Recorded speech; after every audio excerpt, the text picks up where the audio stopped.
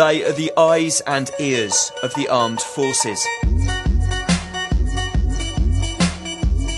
A decade ago, less than 5% of US military aircraft were unmanned. Now 40% have no pilot on board. Many think the Typhoon and the F-35 will be the last conventional fighters ever flown by the RAF. But the role of the drone is now changing. British skies are about to open up to thousands of civilian drones. Who is watching the drone operators, and how safe is this new technology?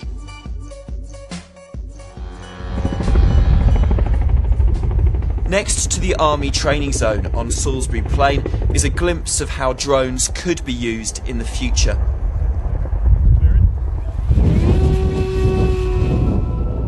It might not look much like the spy planes in Afghanistan or Yemen, but this is one of the first commercial uses of an unmanned aircraft in the UK itself. But as small, lightweight drones get cheaper and more powerful, serious questions are being asked about surveillance and privacy.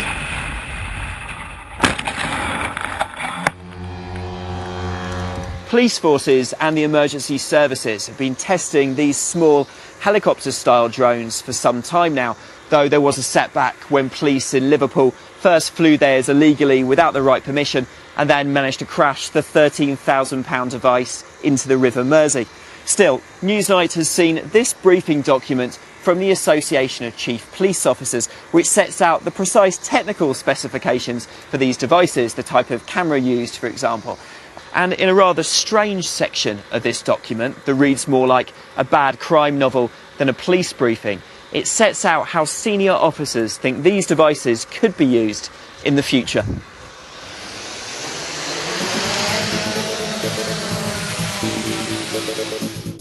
The unmanned aerial system operator PC Ainge arrives at the junction of Prospect Avenue and Main Road. The area is extremely quiet, and the only thing moving, other than a few cats, is PC Ainge. Weather conditions are good, cloud cover is high and light. The launch goes as planned. PC Ainge trains the camera on the rear of the target property and starts receiving live video. As the front door goes in, the suspect appears out of an upstairs window. He jumps over a number of fences into a nearby footpath. As the suspect is running, PC Ainge selects a flight mode that maintains a constant distance behind the suspect. The suspect emerges into an area of scrubland and is challenged and arrested by the dog handling unit. At the moment, anyone can fly a lightweight drone in the UK if they can prove to the airspace regulator, the CAA, that they can do it safely, and that's got many privacy campaigners worried. Who is protecting the public's civil liberties and privacy? With a huge increase in the amount of private companies and institutions able to use drones over our heads, who is going to stop people from watching us on our own property and even our own homes? The Civil Aviation Authority have made it very clear that it's not within their remit. They don't have the authority or the resources to monitor what people are doing with drones. Their remit is solely concerned with safety.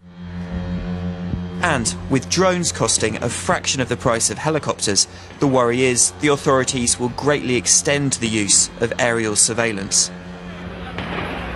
A small drone was used to film clashes last year at a political rally in Poland. But this wasn't controlled by the police. It was all filmed by a private company on the demonstrators' side of the street. It raises new questions about who will be watching who in the future. The real money, though, will not be in building small helicopters, but in selling larger, more powerful drones. Government agencies want them for border security and search and rescue. And big freight firms to ship cargo long distances. With this in mind, Congress has told the US regulator to open up all domestic airspace to large drones by 2015. The UK won't be far behind. I don't think that the public is aware about how quickly this is going to be happening. We're talking in the US that the skies will be open by 2015, and in the UK and Europe by 2020. So that's going to happen very quickly, and I don't think the public is really aware of the changes that are going to happen. There is a real failure to have a proper discussion and proper debate about this. Very few parliamentarians, for instance, are talking about this. Here in the UK, there may have been little public discussion, but quietly and behind the scenes, a serious amount of public money is being spent. A consortium of large defence companies has been given £31 million to try and prove drones can safely share British skies with commercial jets, one of the largest grants of its type ever handed out.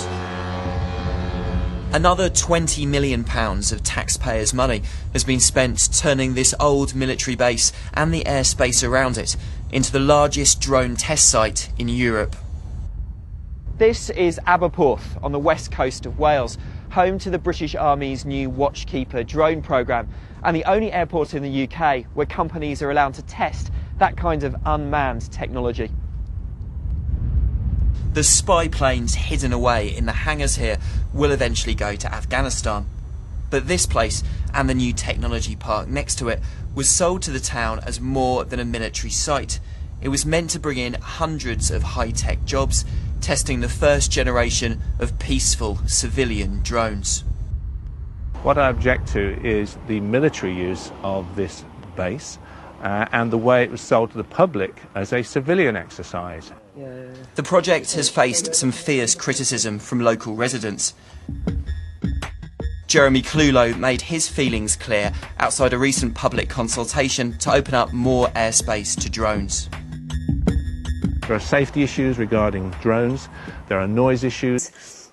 I can't get rid of the connection between the drone and its purpose in life. Okay, it's a killing machine, it's a spying.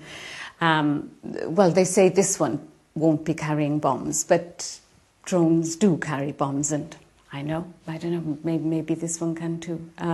But it has cameras, and I don't know what happens to the film footage, who's watching, what they do with it.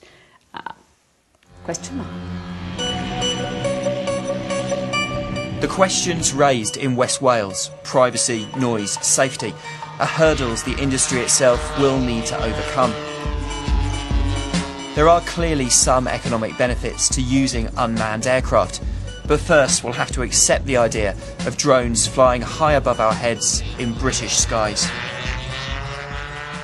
I'm a private person. I don't want to be watched by people when I don't need to be watched. Now, when this first came up, and 5 police departments in the UK, Kent and a number of others were working with BAE Systems and the Home Office, and the Guardian used freedom of information to actually get transactions of the meetings, and they had been talking about using it for looking at smuggling across the channel. And when you saw the transactions of the meetings, they were saying things in the transactions like, this will be a good news story rather than the Big Brother type story. And then when you look at what the Guardian found, they had a whole list of things like fly posting, antisocial behaviour. There was a really big list of crimes. In other words, it's going to be a fishing expedition. And we're going